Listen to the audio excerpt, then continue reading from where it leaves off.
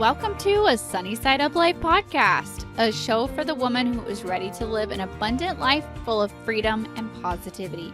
I'm Sami and I'm on a mission to help you break free from survival mode, gain financial freedom, stay motivated, and focus on what matters most.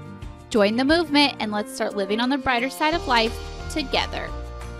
Hey everyone, and welcome back. I am back with the podcast after a very long break, a much longer break than I really planned on having, but life got kind of busy and here we are. We're back now. That's all that matters. I am so excited to be back to sharing the podcast regularly and just sharing little pieces of encouragement with you guys. My goal with the podcast moving forward is to keep it at a weekly podcast just because I love it so much, but to keep the episodes maybe a little bit shorter, like 15 to 30 minutes if we get really carried away. But 15 minutes is going to be my goal from now on. And I just kind of want to what is the right way to say it? I am encouraging myself, I'm challenging myself to record more episodes kind of on the go or when I have a minute, which you guys can probably imagine with being a busy homeschooling mom of 3 girls, plus running my coaching business, having a husband who works offshore. Like, it's really hard for me to sit down and find pockets of quiet time to record for you guys. So I am challenging myself to just record in little pockets of time. And it might not be perfect. Like right now, I'm sitting on my couch drinking coffee. You might hear the traffic from the road in the background. And I'm going to let that be okay if that's the case. I might be driving one day. I might be on a walk, whatever it looks like, because I am challenging myself to show up consistently and maybe sometimes a little imperfectly. And I want to challenge myself to do that because I want to encourage you to do the same thing. So here we are. Anyway, enough of that. So really what I wanted to record this episode to talk to you guys about is as I'm kind of setting my New Year goals, I wanted to kind of let you guys in on the process with me. And the first step that I always take when I'm setting my New Year goals is to look at last year's goals. If you didn't set goals last year, if you didn't physically write anything down, that's okay. This could be something that, hang on to this for next year, but there are still some things that you can do. So basically, the first step to the goal setting process for the new year is to look back at the previous year with gratitude. And I know it's human instinct to kind of look back at the last year and be like, oh man, I didn't get that done.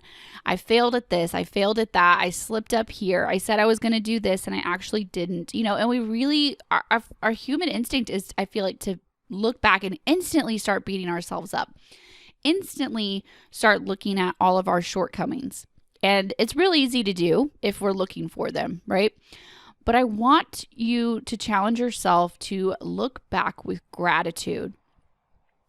So not only do I want you to look back at your goals, I want you to look back at them and I want you to go through, and if you have a goal planner, like I use the Power Sheets from Cultivate What Matters, you can find my affiliate link on my website, but they're what I use. And there are so many pages of, 50-ish pages of prep work before you even get to January. Like the majority, my most favorite thing about the Power Sheets is that prep work in the beginning of the year. And so I always go back and I read through it. And I will check off things. I'll highlight things like, yes, I did that. Or, hey, this still needs some work. I'll write in a different color and take notes. And I think that's how we continuously grow. We realize that just because the calendar changes from December to January doesn't mean that we're a brand new person necessarily, right? We're on a continuous journey. It's just a new chapter to the same story, right? It's not a brand new story. So maybe that will help you with that metaphor of starting the new year is not writing a brand new story. It's simply starting a new chapter to the same story. So we might not have gotten everything done. That's okay. We can get it done in the next chapter. We can get it done in chapter 2022. And that's okay. And so make notes of that kind of stuff that you want to carry over into the new year. You can carry it over, nice and simple. You don't have to be like, oh, I failed because I didn't do it, right? Carry it over. But also, I want you to stop and pat yourself on the back for the things that you did accomplish. Even if you feel like, oh, I was a little short on that. Like, say your goal was to save $5,000, for example, and you only saved $3,000. The average person's initial reaction is going to be, I failed. I didn't hit my goal. My reaction is to be, you still saved $3,000. That's incredible. You should be super proud of yourself. That might be the most money you've ever saved. Don't waste that moment by beating yourself up because you didn't all the way hit some silly goal. You still made a ton of progress, and that deserves to be celebrated. Right? I was talking to a friend of mine about our New Year's goals and stuff, and she was beating herself up about how much she had spent on food. And I said, yeah, but your income was higher this year than it's ever been. And you're spending all your energy beating yourself up that you spent a lot on food instead of celebrating the fact that your income was the highest it's ever been. Maybe in order to get your income high, like you've been working your butt off, your restaurant budget needed to be a little higher because you were busy increasing your income. You didn't have time to cook as much. So, duh, your restaurant budget was higher. And that's okay. And so sometimes, like, that's how it looks. Sometimes that's how it looks. Like, not every single part is going to be perfect. But we have to celebrate the progress that we did make. We have to celebrate the wins that did happen. And so in her case, like, instead of focusing on like, oh my gosh, my restaurant budget was so high, celebrate the fact and have gratitude for the fact that your income was record breaking. That's incredible. That's where you should focus your energy. And I'm saying this to remind myself as well, because I'm human and this happens to all of us. And there were a few goals that I didn't check off. For example, if you've been following with our journey of building our house, we were supposed to have already been in our house, but COVID happened. Lumber prices were crazy. We honestly didn't save as much as we were supposed to save for our down payment because we got a little, everybody kind of, like, I feel like this past summer got really crazy with their spending because they were like, finally we can go and do things. And everybody was kind of making up for the summer of 2020 by spending a lot, summer 2021. And we were no different than that. So we didn't save as much as we were supposed to. But instead of being like, I'm a failure, we haven't already started building our house, I'm going to look at the fact that, in the process, we have paid down the loan that we have on our land, which is increasing our net worth. Our land has went up in value because we've owned it for a whole nother year, which that equity we're using as our down payment. We've still saved something.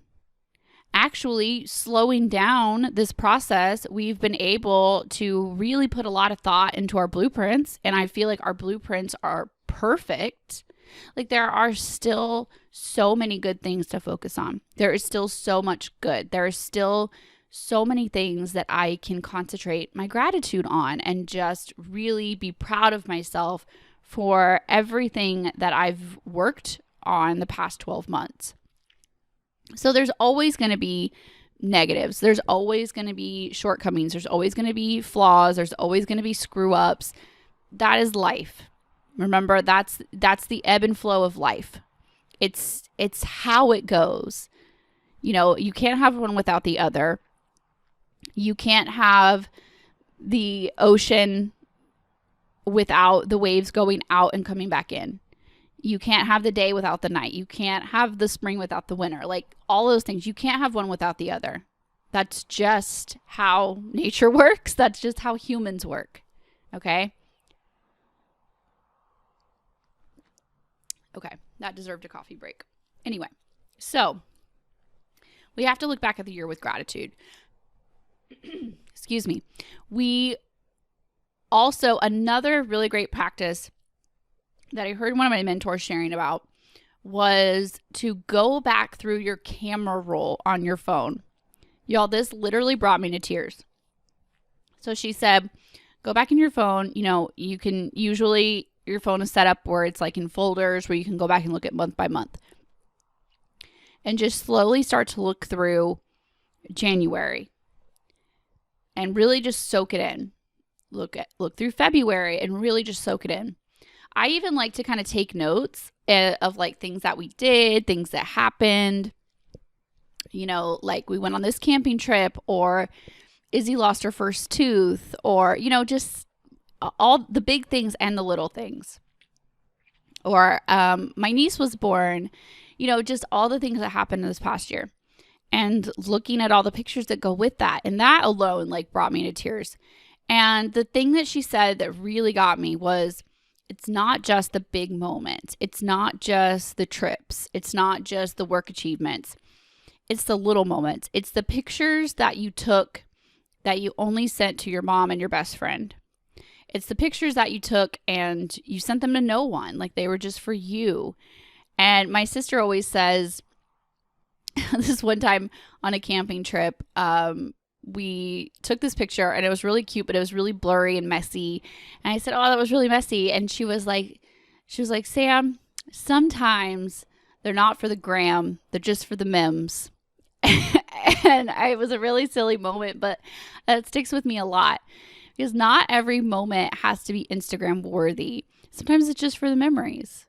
So like tell yourself that next time. It doesn't have to always be for the gram. Sometimes it's just for the memes. And look back through your camera roll at those moments, those little moments. Those are what make life sweet. Those little moments are moments that might not have showed up on your goals list, that you might not have checked off as an accomplishment. But those little moments, like your daughter losing her first tooth, you know, or going on a hike on a camping trip in a pouring down rainstorm, which is what that not for the gram, for the memes story came from. We went for a hike on a camping trip and it started pouring down rain and we were a hot mess and it was so much fun. You know, those moments are moments that might not get checked off of an accomplishment list, of a goals list, but those kind of moments are what make life worth living. Those kind of moments are moments that are like, why are you doing what you're doing? And I always ask my clients that on coaching calls. I'm like, okay, yeah, you want to get out of debt. You want to save money. You want to buy a house. You want to change careers, whatever your goals are. But why? Oh, because my debt's stressful. You know, something like that. Okay, no. Dig even deeper. Okay, because I don't want to be stressed out every day. I want to be able to show up better for my partner, for my kids, for my friends. You know, I can't show up as my true authentic self when I'm buried in debt and that's all I can think about. I'm stressed. I can't sleep. You know, I have no energy left to focus on my hobbies. That's why. That's the true why. And those little moments, like hiking trips with your sisters, that's life, y'all. That is the sweet moments of life. That is, wow, I'm not buried in debt. I can actually relax enough to go on a hike with my sisters. Right? That is what life is about. And so I want you to look back at the past year with gratitude. I want you to remember that you lived life and you actually did a lot. It might not feel like it, but when you look back and you start adding it all up, you start maybe writing it down, you're going to be really proud of yourself. I want you to find a number of things to be proud of yourself, like 5 or 10 things that I want you to write. Like, I'm proud of myself that I did this, or I'm so grateful that this happened. And I want you to really start the new year with that positive attitude, that attitude of gratitude, for lack of a better term. And I want you to go into setting your new goals with your heart in that space. Okay. That is all for me this week. I am going to be back next week to share more with you guys. Thank you guys so much. And I'll talk to you guys soon. Bye, guys. Thanks for hanging out for another episode of a Sunny Side Up Life podcast. If you enjoyed this episode, please share it with a friend because you never know who needs to hear this message. If you haven't already, please leave a review and subscribe. Reviews and subscribers are what help the podcast grow and what help new ladies find our community. And again, thanks for hitting play on this episode and for investing some time in yourself today. Remember that I'm always here to support you and I'm always cheering you on along the way. Don't forget that everything that we mentioned in this episode will be linked in the show notes. All right, that's all for me this week. Bye, guys.